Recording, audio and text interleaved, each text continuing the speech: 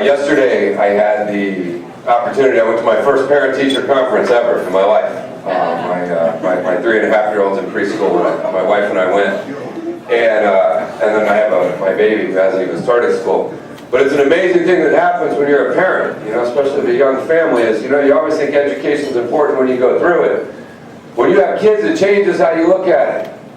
Because it makes it so very real in terms of wanting the absolute best for your children.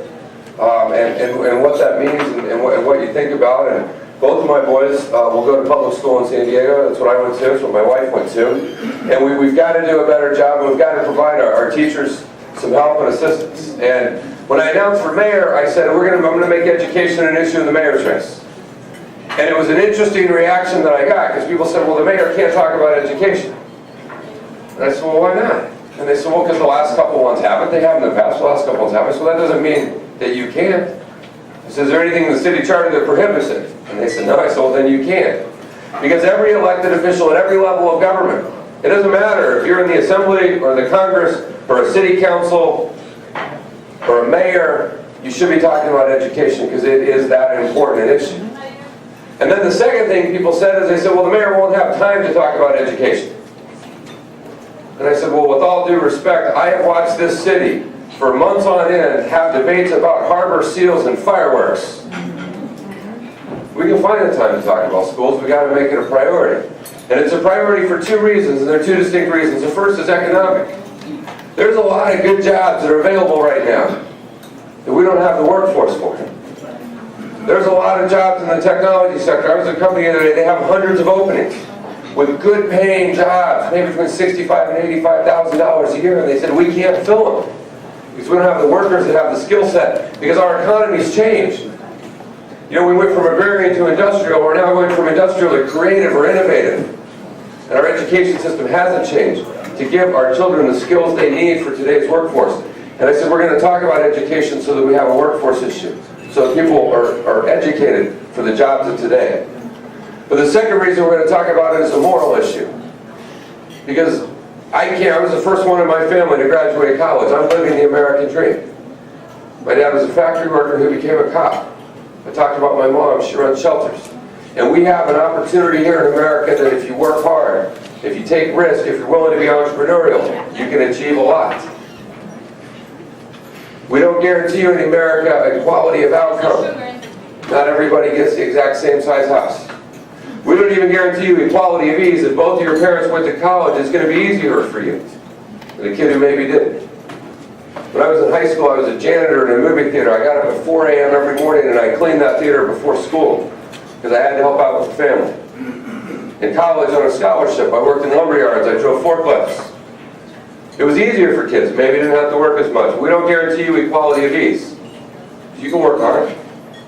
But we do guarantee you equality of access. And equality of access means every child in America, regardless of how much money they have, regardless of what zip code they live in, gets a quality K-12 education, because education is the access to the American dream. And when we don't provide that, it's inconsistent with our moral values of who we are as a people.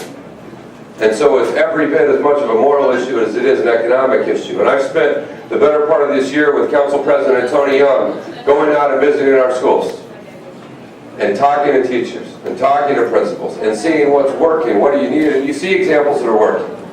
I went to Central Elementary in City Heights. It's working. They're struggling, but they're figuring out how to achieve good results. We went to Gompers and we talked about the achievement gap, and we looked at creative ways that they're solving it and making it happen. I went to Los Penasquitos Elementary, 38 languages spoken at Los Pen. Socioeconomically diverse, but every year for 10 years their test scores have risen, because they subscribe to what's called the No Excuses University. Every class there is a university. You walk into one, and they say, hey, we're the Nebraska Cornhuskers, and they sing the little fight song. But every one of these kids in elementary school says, hey, I'm going to go to college.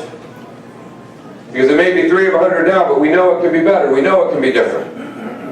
The teachers say, hey, we don't just test at the end of the year. They call that the autopsy. They said, we test throughout the year so our kids never fall behind. If one kid falls behind, we step up and we help them. And they are a public school. They're doing it under all the same rules, but without any of the excuses. And they're making it work, because they created a culture. You go out to Los Penasquitos Elementary on a Friday morning, they got all the kids out there. They have 3 little kids come up in the front and they do these chants. It's pretty moving. They said, "What are we here to do?" And all the little kids chant, "Learn, learn, learn." Like 2nd graders, "What year do you graduate college?" And they're like, 2026. But they've created an environment that works. And we got to find those examples and those principals and those teachers. We have to lift them up, we have to support them, and we have to help them. And as mayor, my pledge is to go in to help our schools. Not to do some takeover, but to find what's working and provide the resources we need. To help with job training. Job training is an education issue. If someone loses their job, and their job has gone, it's been permanently displaced in an economic change, we got to retrain you to get you back out into the workforce.